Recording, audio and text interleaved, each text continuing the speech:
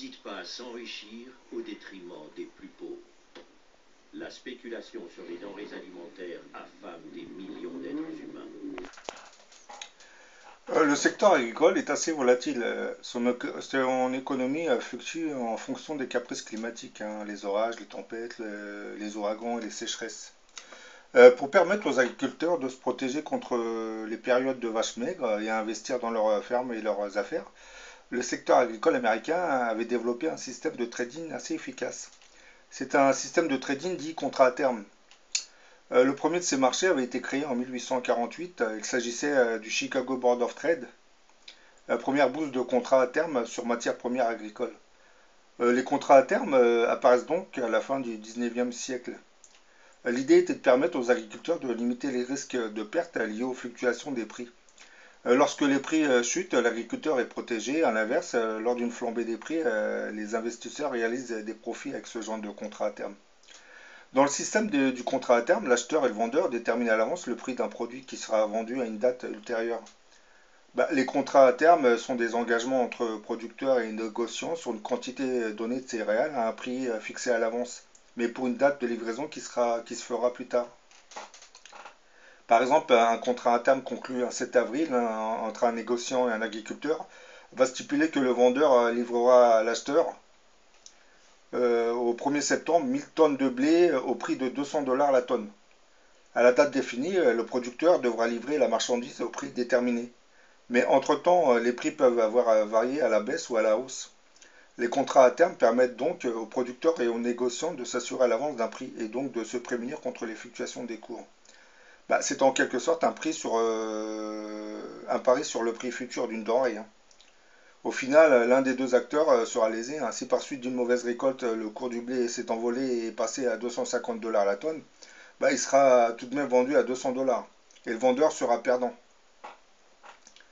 Et si au contraire une récolte exceptionnelle a fait passer le prix de la tonne à 150 $, c'est l'acheteur qui sera lésé.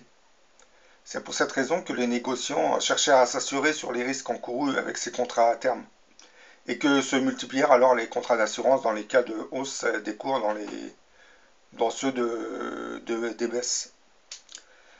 Les financiers à l'origine de ces contrats gagnaient à tous les coups. Le système de trading des contrats à terme de céréales a contribué à faire des États-Unis un poids lourd de la finance capable de rivaliser avec l'Europe, voire de la surpasser. Les marchés agricoles ont également protégé les agriculteurs et les meuniers américains contre les risques inhérents à leur profession. L'idée de base du contrat à terme consistant en un accord entre vendeurs et acheteurs de blé sur un prix du boiseau raisonnable, et ce avant même qu'il ait poussé. Ces contrats à terme ont aussi permis de garantir le prix stable du pain à la boulangerie, mais ils ont également aidé les agriculteurs à se protéger des périodes de vaches maigres qui étaient liées aux caprices climatiques. Résultat, au cours du XXe siècle, le prix réel du blé avait baissé malgré une ou deux hausses, notamment lors de la spirale inflationniste des années 70. Aujourd'hui, on peut dire que deux types de spéculateurs trading interviennent sur ces contrats à terme.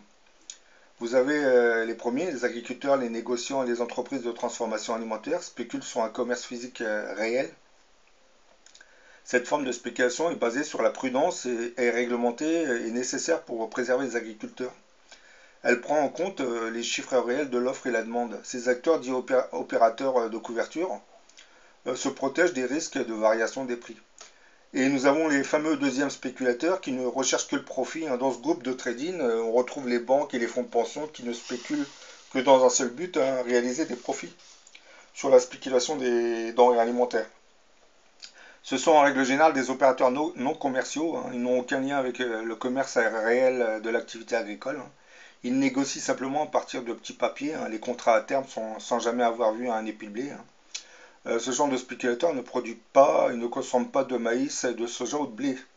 D'ailleurs, il ne saurait même pas où stocker les tonnes de céréales qu'il serait susceptible d'acheter à tout moment si jamais il lui était livré. Ces spéculateurs ont souvent recours à une méthode classique, celle qui consiste à acheter à bas prix dans l'espoir de revendre plus cher. L'un des cas les plus célèbres de spéculation sur le blé fut celui de Joseph Lettner, qui avait fait grand bruit à son époque.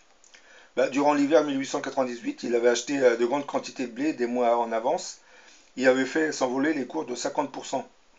Ce n'est que quand ses concurrents ont réussi en affrétant un bateau spécial à ouvrir une voie dans le lac Michigan gelé et ainsi à permettre les livraisons en provenance des régions septentrionales que les prix ont de nouveau baissé.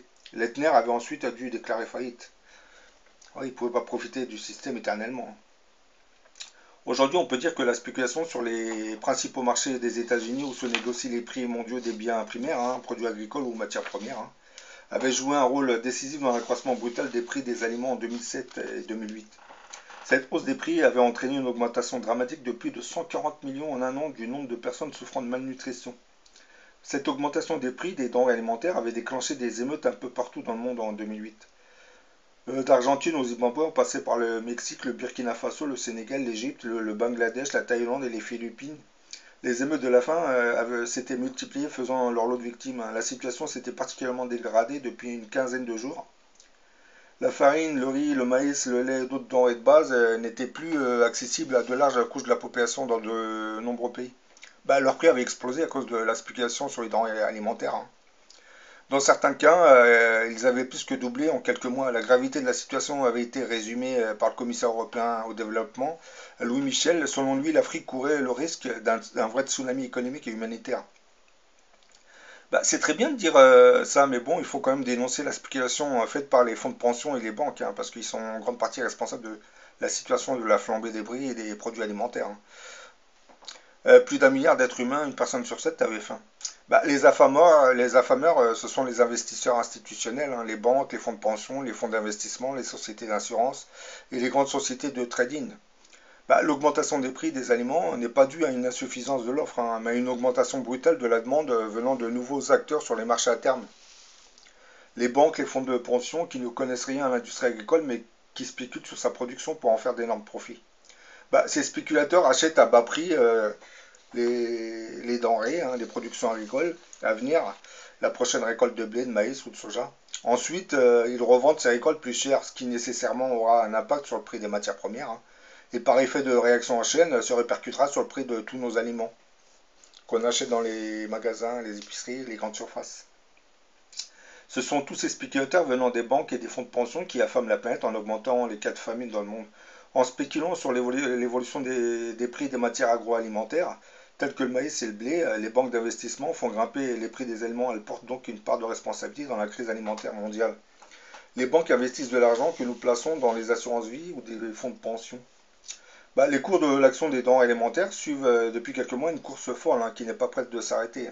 Elle est alimentée par les spéculations de plus en plus massives sur les marchés à terme de produits agricoles. Les produits alimentaires agricoles sont devenus ainsi des actifs financiers comme les autres produits de spéculation dans une stratégie de rentabilité maximale des portefeuilles des investisseurs. Jean Ziegler, le rapporteur spécial auprès de l'ONU sur le droit à l'alimentation, relèvera dès l'année 2012 que seuls 2% des contrats à terme portant sur des matières premières aboutissant désormais effectivement à la livraison d'une marchandise, alors que les 90% restants étant revendus par les spéculateurs avant leur date d'expiration. Vous vous rendez compte, c'est des contrats à terme qui sont vendus avant. Ainsi déconnectée de l'économie réelle, la finance n'obéit dès lors plus qu'à ses propres règles. Entre 2002 et 2008, le nombre de contrats à terme sur les matières premières avait augmenté de 500%. Entre 2003 et mars 2008, les sommes placées sur les marchés à terme des matières premières sont passées de 13 milliards de dollars à 260 milliards de dollars. Cette arrivée massive des requins de la spéculation n'avait pas été sans conséquence sur le marché mondial des céréales. Les liquidités investies étaient si importantes qu'elles avaient éloigné les prix des denrées de la réalité du marché, explique alors un responsable de la conférence des Nations Unies sur le commerce et le développement. En termes plus directs, l'arrivée de ces capitaux spéculatifs va engendrer une flambée des prix. En 2006, la banque d'affaires Merrill Lynch elle-même estimait que la spéculation avait provoqué une augmentation du coût des denrées de moitié supérieure à celle qui aurait été dictée par la simple loi de l'offre et la demande. Les prix des denrées alimentaires avaient commencé à augmenter fortement à partir de l'année 2005. La hausse avait été quasi continue jusqu'au printemps 2008, date à laquelle la spéculation financière avait entraîné une hausse vertigineuse des cours. À ce moment-là, le prix du blé, du maïs et du riz avait atteint leur plus haut niveau depuis 30 ans. Les prix de ces aliments, qui constituent le régime alimentaire de base pour une très large partie de l'humanité, avaient doublé en l'espace de quelques mois. Dans les pays riches, les conséquences de cette hausse des prix avaient été ressenties par la partie la plus pauvre de la population. pour qui le simple fait de se nourrir était redevenu un problème réel, hein. Vous avez des marchés pour pauvres sont apparus et les restos du cœur et autres épiceries solidaires ont vu leur demande exploser.